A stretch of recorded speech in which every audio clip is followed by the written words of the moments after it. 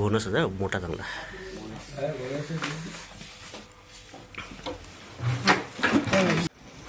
नमस्कार मित्रांनो, परत एकदा स्वागत आहे आपल्याच यूट्यूब चॅनलमध्ये. आज आपण आलो आहे राजेश भाऊ मापारी यांच्या पेट्रोल पंपावर. मध्ये आहे का ऑफिसच्या इथे एक साप निघाला आहे ऑफिसमध्ये.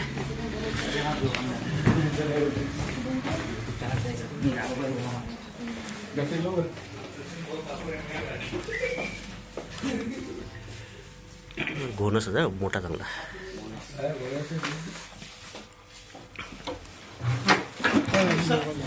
हे सगळं बाजूला घ्या आधी. ऐसा लगा है ना तीसरा ऊपर, तो तुम अभी तक गए होते क्या घोनस से दिसला कसं काय एवढा मध्ये? टाइम लागता. सामान काढलं दोघांना बापरे. हाताने काढले. भुपरट आलं काय? फॉरवर्ड भुपरट बरणी कुठे? मन्यार घोनस बघू शकता मित्रांनो, इथलं यांनी सगळं सामान काढलंय बाजूला.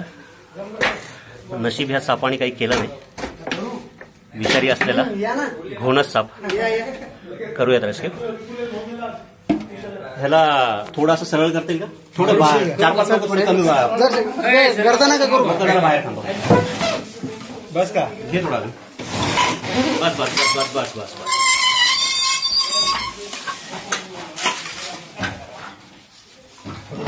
खाल्लेलं नाही.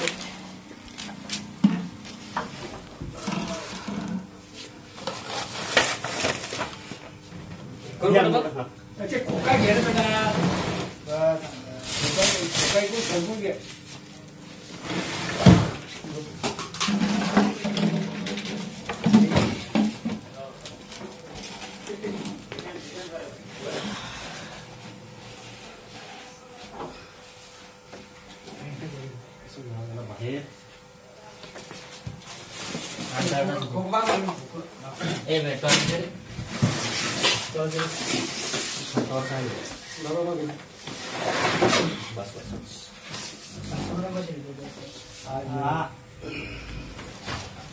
पकडल्यावर नुसता धिंगाणा करतो असं. हे घे पकड.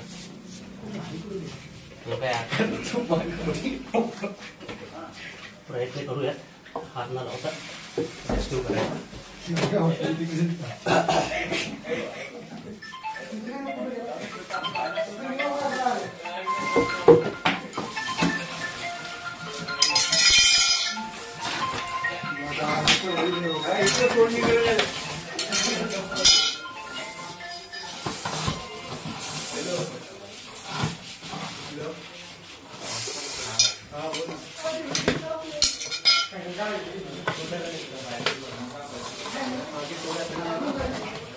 एक पुट्टा घे बरं.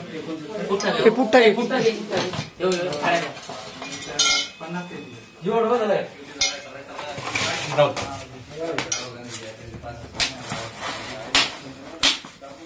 हातात न उचलता झालाय सक्सेसफुली रेस्क्यू.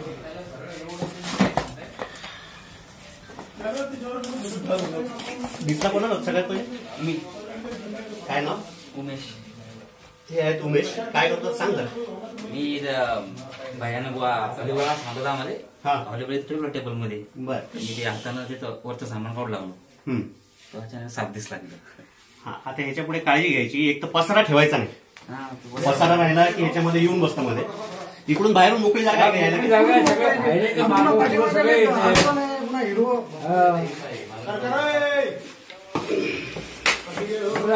तसं काही होते नाही पण ते साप चावलं म्हणजे अपघात आहे. हो ना. एक बोक करून टाकायचं.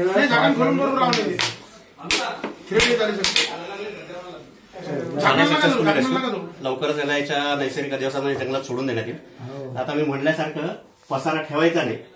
आणि जो काही पसारा आहे त्याच्यातलं कुठलंही सामान काढताना आधी हलवून घ्यायचं. साप समोर असल्यावर कधीच चावत नाही. साप चावतो कधी? धक्का लागला तर 100% साप. त्याच्या अंगावर पाय पडला की साप 100%. कोणता सर साप? घोणस. विषारी. म्हणजे चावल्यानंतर तुमच्या मसल्स आणि विष किडनी पर्यंत पोहोचलं की किडनी डॅमेज. माणूस खालास. हात केबल खाली. राजेश भाऊ मापारी सर. ज्यांच्या पंपात आता पकडलाय. ह्याच्या आधी आता तुम्हाला माहिती नसेल त्यावेळेला समोर एक पकडला हो हो. आता हे पसारा काढून टाका सगळा. साहेब जातीचं डिस्क्रिप्शन द्या ना. हा घोणस विषारी साप. याचं हिमोटॉक्सिक प्रकारचं वेनम असतं, जे विष आहे याचं सगळ्यात मोठे विषदंत असलेला साप. म्हणजे ह्यानी ज्या वेळेला म्हणजे अटॅक करतो, याचा अटॅक जो आहे तो सेकंदाच्या 7व्या भागात असतो. 7व्या मिली सेकंदमध्ये तो आपल्याला बाईट केला. म्हणजे 3-3 फुटापर्यंत उडी मारू शकतो हा साप. त्याच्यामुळं असा कुठं साप दिसला तर त्याच्यापासून दूर राहणं कधी पण चांगलं. साप समोर असल्यानंतर कधीच चावत नाही. म्हणजे आता मी म्हणल्यासारखं की नशीबच की ह्यानी एवढं तिथलं सगळं सामान काढलं पण सापाचं काही बाईट वगैरे काही झाला नाही. शक्यतोवर साप चावतच नाही त्याला त्रास झाल्याशिवाय. तर मागची जी जागा आहे ती थोडीशी क्लीन करून या, जेणेकरून आणि कुठं फट बीट राहणार नाही ह्या गोष्टीची थोडीशी काळजी आहे. कारण आता साप घुसलाय मागून सापामध्ये. मागच्या साईडला द्या पाहिजे. थोडंसं ते पॅक जर करून घेतलं तर असं काही होणार नाही. ठीक आहे, काळजी घ्या, सुरक्षित राहा. धन्यवाद. चल.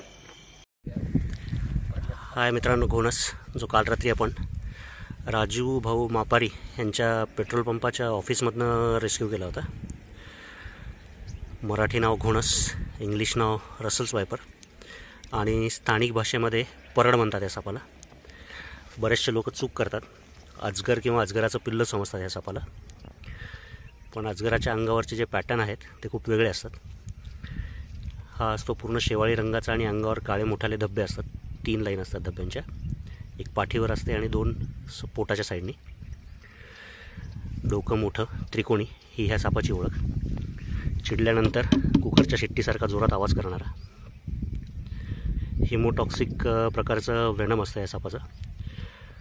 म्हणजे जे आपल्या मसल्स आहेत, स्नायू जे आहेत ते सगळे डॅमेज होतात त्याच्याने. ट्युब्युलर टॉक्सिक असतं. ज्या आपल्या व्हेन्स आहेत, नसा, त्या सगळ्या फुटून जातात या सापाच्या विषामुळे. अतिशय घातक असलेला, म्हणजे टॉप 4 मधला 2 नंबरचा जरी असला तरी ह्या सापाच्या चावण्यामुळे सगळ्यात जास्त मृत्यू होतात पूर्ण एशिया खंडामध्ये. घोणस. त्याला त्याच्या नैसर्गिक अधिवासात सोडण्यासाठी आपण आलो.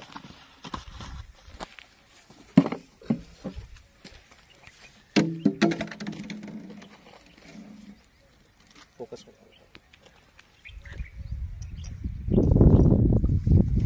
झूम केलं सर त्याच्यावर.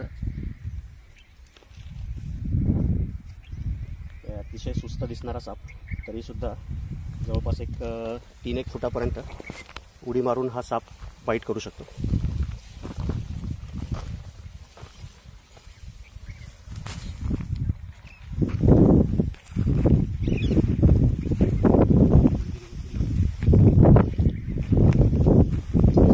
मित्रांनो, सोडून या सापाला याच्या नैसर्गिक अधिवासात. जर व्हिडिओ आवडला, काम जर आवडत असेल तर लाईक करा. अजून सबस्क्राईब केलेलं नसेल तर सबस्क्राईब करा आणि कमेंट करायला विसरू नका.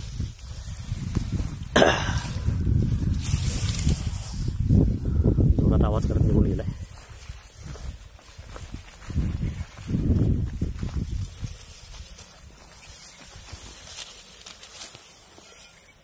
धन्यवाद.